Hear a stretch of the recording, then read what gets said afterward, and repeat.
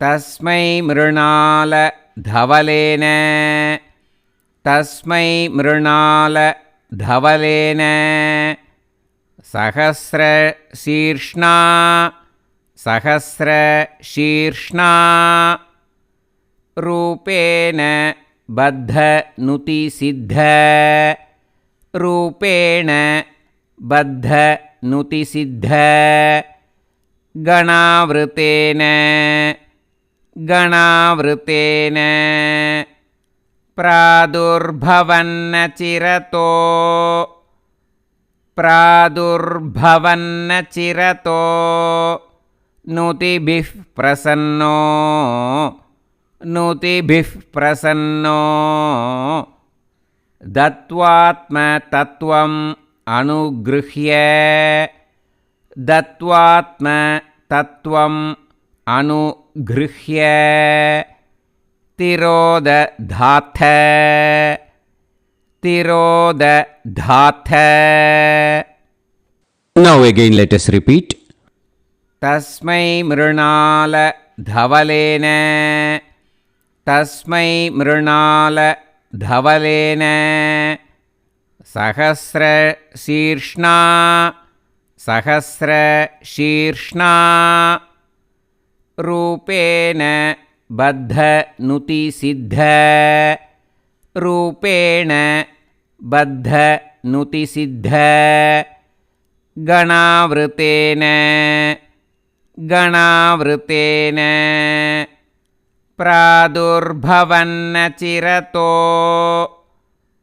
प्रादुर्भवन्नचिरतो नुतिभिः प्रसन्नो नुतिभिः प्रसन्नो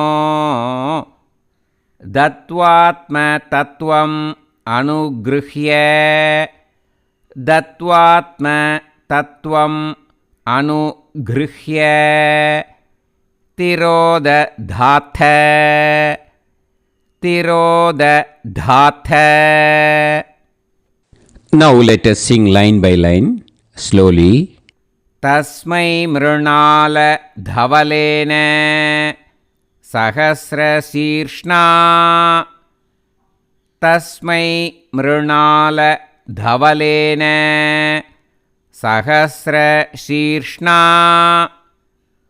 रूपेण बद्धनुतिसिद्ध गणावृतेन रूपेण बद्धनुतिसिद्ध गणावृतेन प्रादुर्भवन्नचिरतो नुतिभिः प्रसन्नो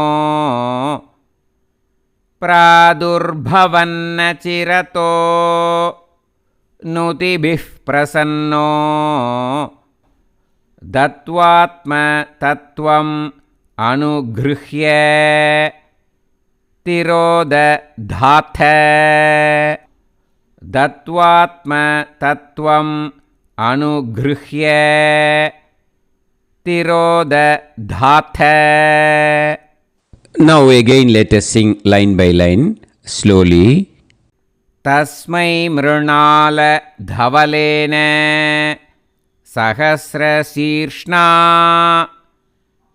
तस्मै मृणाल धवलेन सहस्रशीर्ष्णा रूपेण बद्धनुतिसिद्ध गणावृतेन रूपेण बद्धनुतिसिद्ध गणावृतेन प्रादुर्भवन्नचिरतो नुतिभिः प्रसन्नो प्रादुर्भवन्नचिरतो नुतिभिः प्रसन्नो दत्वात्मतत्त्वम् अनुगृह्य तिरोदधाथ दत्वात्मतत्त्वम् अनुगृह्य तिरोदधाथ. Now let us sing the full sloka slowly. तस्मै मृणाल धवलेन सहस्रशीर्ष्णा